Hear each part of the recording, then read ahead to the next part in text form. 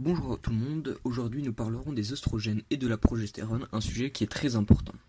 Mais avant, sachez que je débute sur YouTube, donc si vous voulez me critiquer ou me soutenir à l'aide d'un like, d'un abonnement ou d'un commentaire, n'hésitez pas.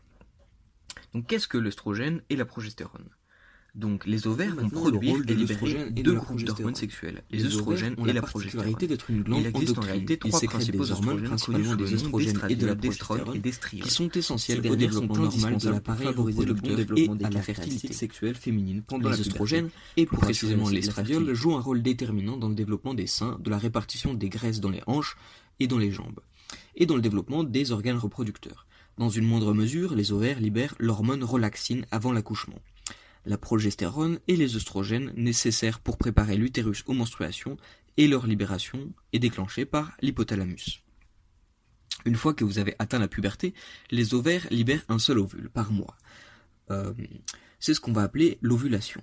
Ces hormones sont essentielles à la fonction reproductive normale, y compris à la régulation du cycle menstruel.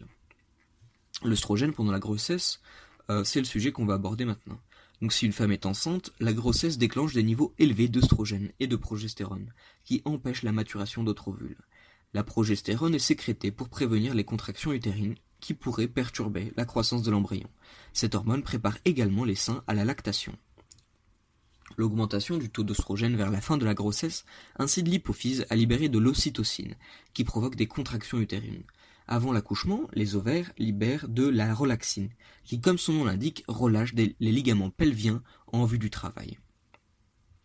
Plus d'hormones sont libérées pendant la grossesse qu'à tout moment de la vie d'une femme. Mais pendant la ménopause, qui va marquer la fin de la fertilité, les niveaux d'œstrogène vont rapidement chuter, et cela peut enchaîner toute une série de complications. Alors comment ça marche ? Donc, lorsque l'ovule migre dans la trompe de Fallope, la progestérone est libérée.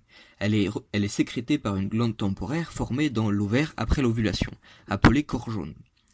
La progestérone prépare l'organisme à la grossesse en provoquant l'épaississement de la muqueuse utérine.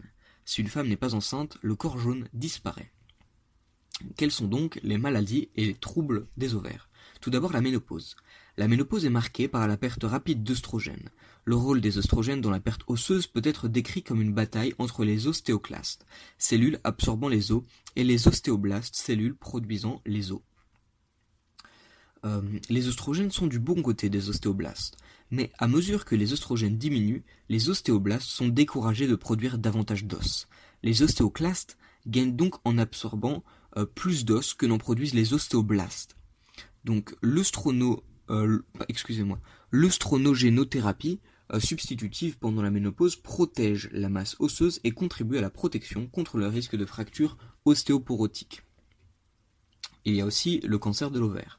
Le cancer de l'ovaire est une maladie extrêmement grave mais rare. Ces symptômes ne se manifestent généralement pas avant que le cancer n'ait atteint le dernier stade de son évolution. Les symptômes du cancer de l'ovaire sont les suivants: douleur abdominale persistante, indigestion, ballonnement, saignements utérins anormaux et douleurs lors de rapports sexuels. Ce sont des problèmes courants, donc dans la grande majorité des cas, ils ne seront pas le signe d'un cancer. Cependant, il est important que vous soyez à l'écoute de votre corps et que vous discutiez avec votre médecin de tout ce qui sort de l'ordinaire, aussi insignifiant que cela puisse paraître. Il y a encore les kystes ovariens. Les kystes ovariens sont des poches remplies de liquide qui affectent les femmes de tout âge, mais surtout les femmes en âge de procréer. Les kystes sont très courants et leur taille peut varier d'un petit pois à un pamplemousse. La majorité des kystes sont inoffensives, bien que les kystes de plus grande taille, plus de 5 cm de diamètre, doivent parfois être retirés chirurgicalement, car ils peuvent retordre l'ovaire et perturber son approvisionnement en sang. Les kystes peuvent se former pour diverses raisons. Souvent, ils font simplement partie de la menstruation normale. Il se peut que vous ne ressentiez aucun symptôme et que les kystes disparaissent après quelques cycles. On parle alors de kystes fonctionnels. Sachez que la grande majorité des kystes sont bénins, mais les kystes anormaux et pathologiques, comme ceux du syndrome, des kystes polykystiques, peuvent provoquer des symptômes douloureux. Le traitement des kystes ovariens dépend de la taille et du type de kyste. Si vous ressentez des douleurs, parlez-en à votre médecin. Il déterminera le traitement le mieux adapté à votre cas. Je vais aussi vous énumérer quelques autres symptômes courants des kystes pathologiques.